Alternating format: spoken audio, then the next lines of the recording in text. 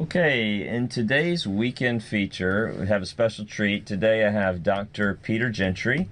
He's a colleague of mine. He's also a world-famous Septuagint scholar, a scholar of the Septuagint. And so I thought we'd just have a brief interview here together. And some of you are like, what is the Septuagint?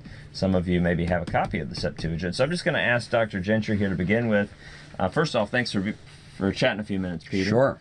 And what is the Septuagint? What is that?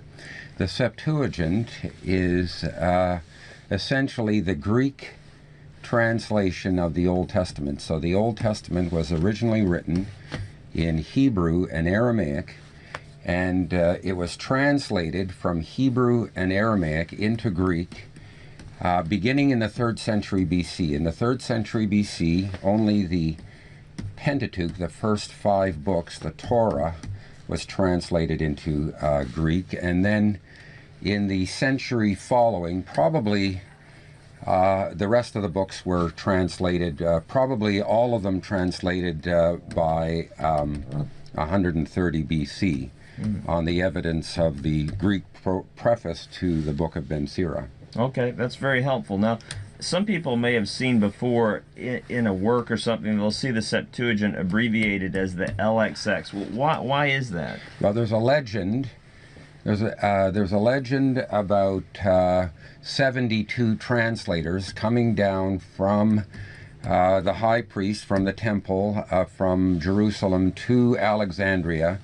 The king Ptolemy II was building a library, the famous library in Alexandria, and he was told that it would be good to have these Jewish writings, these Hebrew writings in his library, and so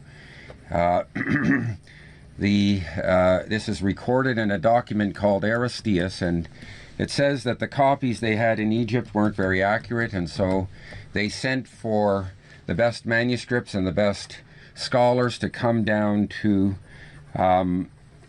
Egypt and translate it. And so there were 72 translators, and this number was later on abbreviated to just the 70. Yeah, so for those who are not familiar, the Roman numeral L, of course, is 50, and the X is 10, so 50 plus 10 plus 10 is 70. And if I understand you correctly, you're saying the reason they just dropped the 2 just to make it easier to write. Is that correct? Well, 70 is a standard number. There were 70 elders on Mount Sinai that went up to conclude the covenant. Yeah. There were 70 people in the original body of Jacob's family. There were 70 elders in the Sanhedrin, so it was probably shortened from 72 to 70 on those models. Oh, very good. Now let me ask you, if someone just wants to go out and buy the Septuagint, they go to the store and say, "Give me a copy of the Septuagint." What are they probably going to be sold? Well, they're going to be sold an edition that was produced by Alfred Ralphs in Germany, Rahls, and he produced this edition around 1933, 2 or 3. And it's basically based on 3 manuscripts, the 3 oldest complete texts of the Greek Bible: Codex Vaticanus, Codex Sinaiticus, and Codex Alexandrinus. So it is not what we would call a critical or scientific edition. We're in the process of producing a critical or scientific edition. This is being done in Göttingen, Germany, and then the project started in 1908, and we've finished about 25 of the 36 books. I myself have been working on Ecclesiastes. I've spent 15 years. I've gathered every known Greek manuscript of Ecclesiastes, over 130 manuscripts. The Bible was also, the Greek translated into other languages, and these translations were not done from Hebrew, they were done from the Greek.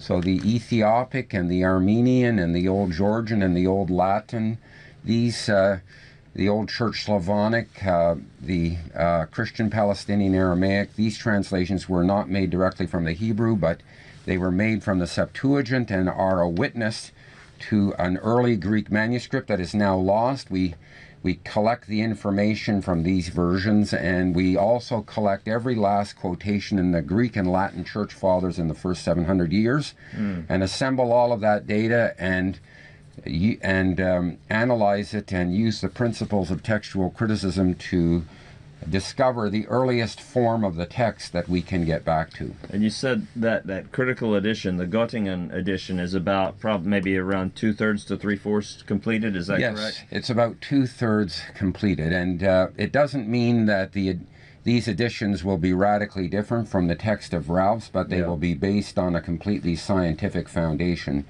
In terms of examining all available evidence. And realistically, I mean, these are expensive volumes, Yes, right? they're very expensive, but they are included. You can actually buy them in Logos software, for example. Okay, and Accordance, I think, has them too, right? I don't know. But if you were just to buy a paper copy of a volume, we're talking $150 maybe or something. Yes. Okay, for each volume. Yeah, so they're very expensive. Thousands of dollars for the whole thing, which is why people prefer Rolf's for $50. Yeah, Right? the text by Ralph's is certainly a solid text. So, and when is your Ecclesiastes volume coming out? Probably the beginning of 2016. And since we're wrapping up this Saturday feature, would you say that would make a wonderful gift for people to give to their spouse for Valentine's Day, maybe? Absolutely. I want to quote here the great German scholar Hitzig, who said, "Haben Sie eine Septuaginta, wenn nicht, denn verkaufen alles, was Sie haben, und kaufen Sie eine Septuaginta," which means, if you don't have a Septuagint, then go and sell all you have and go and buy a Septuagint. That's a good word. Well, thanks for being with us, Peter.